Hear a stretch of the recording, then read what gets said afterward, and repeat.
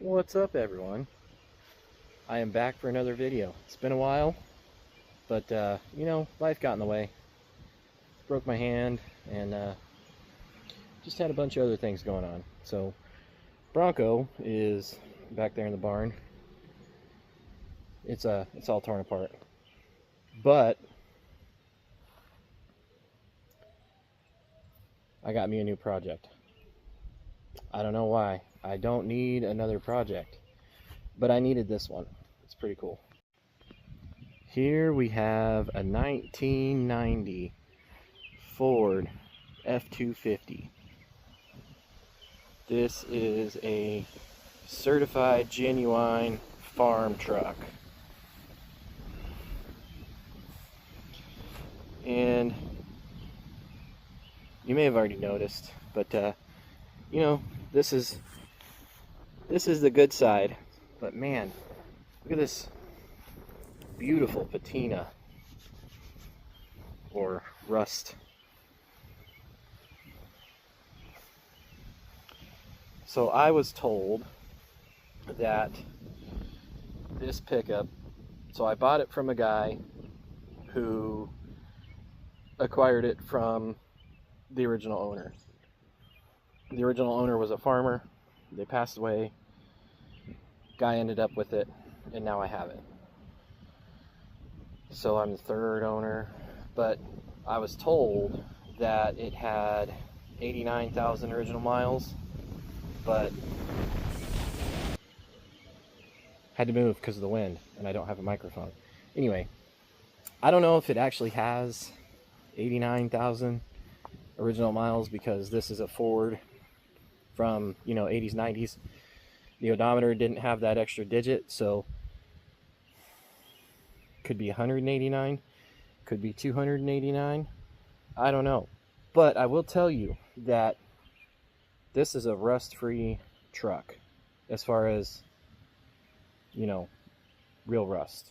There's only one spot that I need to kind of keep an eye on. I'll show you. So this is a normal spot where all of these Fords rust out. This is on the rear. They all rust out here. They all rust out above the wheel well.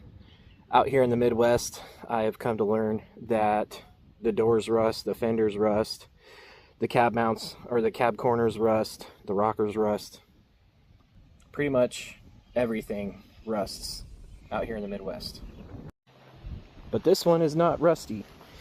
And if you look on this side, it is awesome. Exhaust is, little disconnected, easy fix. But even like the frame, the frame rust is normal. But there's no rot. We're gonna go down under. Look at the bottom of the bed.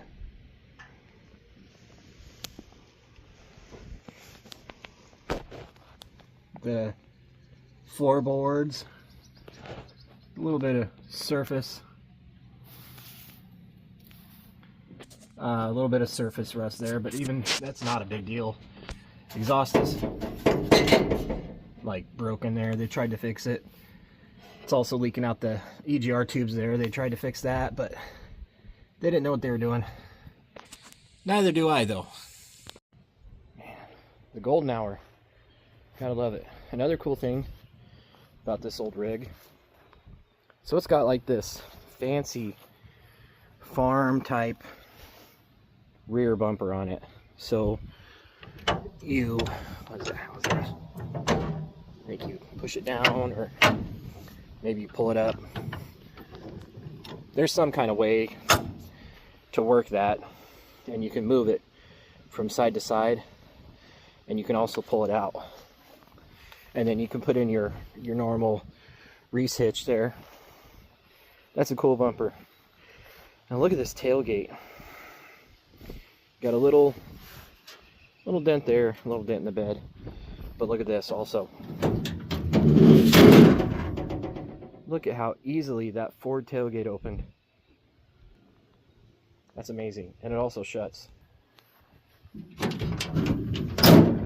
Easy peasy.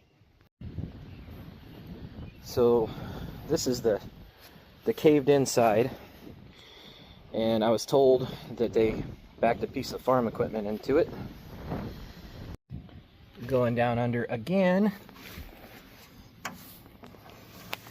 It's going to be pretty easy to fix, honestly. You got the dent right there. This is the caved in spot. I could literally take my porta power, you know, put it up against the frame, push that out. Also, look at how clean this thing is.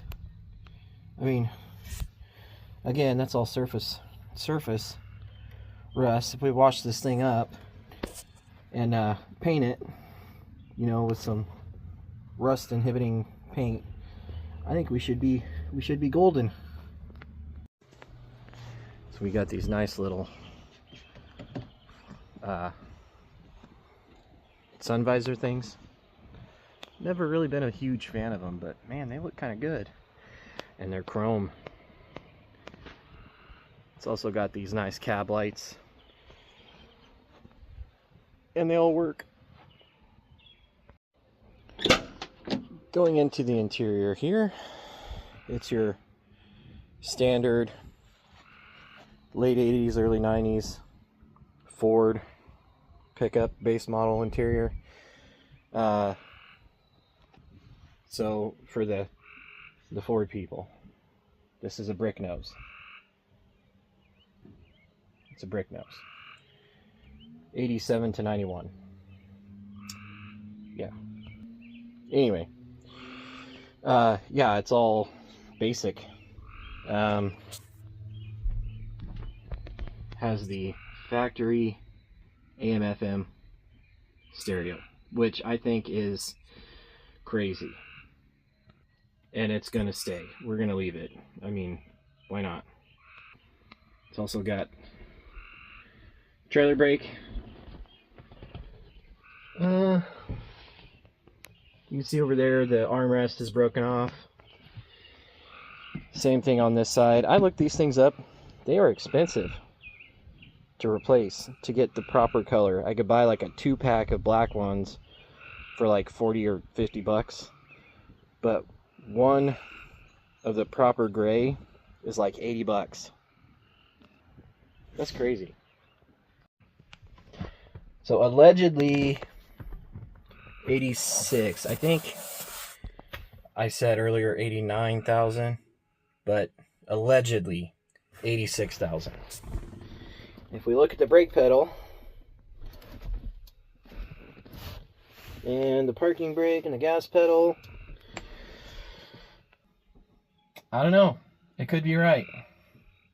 Could be 86,000 miles on this old beast.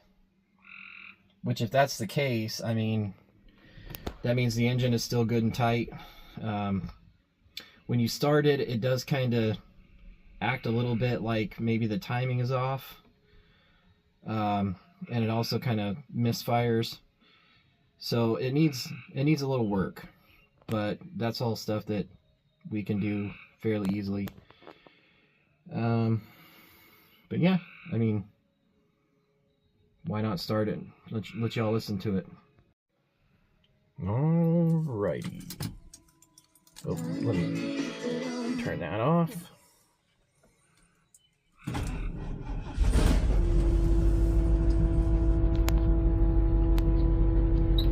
Okay, actually I don't need to do that. It works. I don't know what that sound is.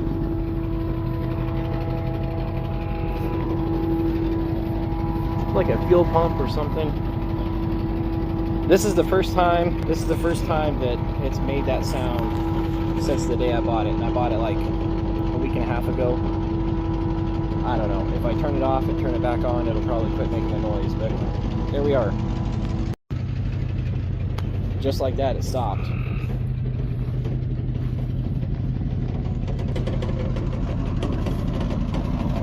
Got the shaky exhaust. Let me see if I can prop the old camera up somewhere.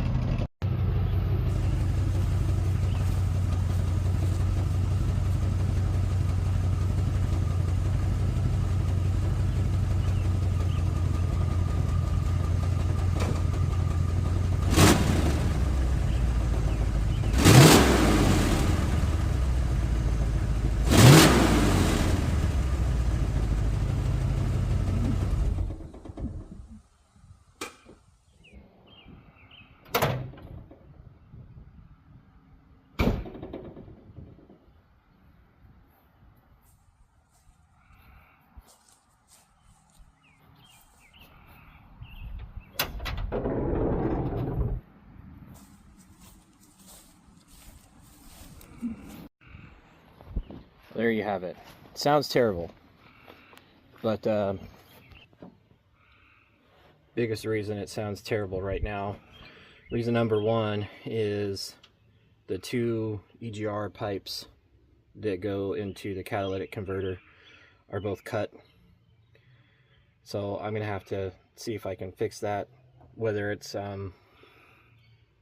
plugging off the holes at the catalytic converter and living with the check engine light, or I try to fix them. But I was looking at them previously, and I can show this maybe in the next video I do, if I just decide to do another video. Try and fix them, but they kind of cut them weird, like at the cat, and they're going to be hard to weld. But luckily I can remove the catalytic converter and put it back on without welding, so I should be able to get that done. And also, after the catalytic converter, I kind of showed it a little bit earlier, they had actually cut it, and then they put in like another piece and then kind of like put it over like a sleeve kind of thing. They didn't weld it, so it's just loose, and that's why you can shake the whole like exhaust pipe. So that's why it sounds like garbage. Anyway, so this is the mighty underpowered 460. Air conditioning, but the air conditioning doesn't work. This is an R12 system. I haven't checked it. I don't know if it's actually charged, and maybe the reason why the AC won't turn on is either a bad switch somewhere or it's out of Freon. If it's out of Freon, I'm going to have to probably do an R134A conversion. But if it's just a bad switch, I'd much rather have the R12 because it's infinitely better than R134A, in my opinion. But I'm sure a lot of other people would say the same thing. So yeah. Real quick, man, look at this bed. Ain't nothing wrong with it. Gold Farmer didn't hardly use the thing. It's a little smashed here, no biggie. It's got provisions for a fifth wheel, which I don't need. My other Super Duty has that already. Yeah, can't really think of much else. This thing is a tank, and I'm gonna throw my toolbox on it that I used to have on my 91 F250. I still have the toolbox. I'm gonna throw a CB in it because why not? My old one had a CB. It had one antenna. I'm gonna put dual antennas on this one because, again, if you by some weird chance have been watching my videos since the beginning, you'll know that this is kind of like a full circle for me. So I moved from Colorado to Michigan to follow my career and do all that stuff, and then I ended up in somewhere else in the Midwest, which I won't say unless you know already, and then shh. But yeah, this thing is kind of like going back full circle to my roots, and I'm gonna keep it, fix it, drive it, use it around the place here, around the property as a farm truck, and we're gonna have a good time. That's all. This is kind of a impromptu half-ass video, but that's kind of how I do it. You know, it's never planned. I'm not here to make money. I'm just here to share memories. I will do actually one more thing. I'll show you the Bronco. Let's go look at it. Y'all ready? Dun dun dun da da. It's stripped. I've taken off a bunch, like all the panels. Took out the seats, just, you know, getting ready to do some unweight reduction. And yeah, this thing is way worse than I initially thought it was. I actually made a whole nother video that I uploaded to YouTube, and it's been private, and I don't know if I'm ever going to release it, honestly. It's just literally me rambling around about improvements that I did here in the barn, you know, putting in lights and electricity and Bronco sign and a bunch of other stuff. And I was talking about my broken hand, which is all back to normal now, not that anyone cares. But anyways, I did like a whole lot of in-depth walking around on this thing. Anyway, floors are toast. These door pillars are toast. The aprons are toast. The rockers are toast. The inner rockers and the outer rockers. The floor is good. Trans tunnel is good. Firewall is okay. The bed is good, which I don't know, maybe it was replaced. Actually, no, it's got the yellow. Okay, so that's the original one. This originally was prairie yellow. Yeah, you can see it right here. That's the original color. Anyway, so the Bronco is on hold.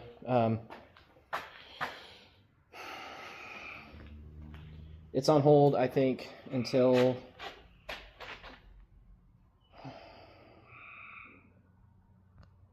I dedicate time to it. I was thinking the winter, when my other summer activities kind of cool down. I've not done a whole lot of drifting this year. I've only gone to one event, which I did that on purpose, kind of taking the season off because I have something special coming up. I'm not quitting drifting. I'm not retiring. None of that stuff. I'm just taking a break. Not that, you know, anyone probably cares anyway, but I have something really special coming. That's been 3 years in the works now. We're on year 3. So I can't wait. Can't wait to get it, show you guys, do some videos on it. It's already got quite a lot of interest, but we're going to leave it there. It's just going to have to be, you know, if you know, you know. But yeah, that's where we're going to end this video. Thanks, everyone. Have a good rest of your day, evening, weekend, afternoon, all the stuff, and we'll catch you on the next one.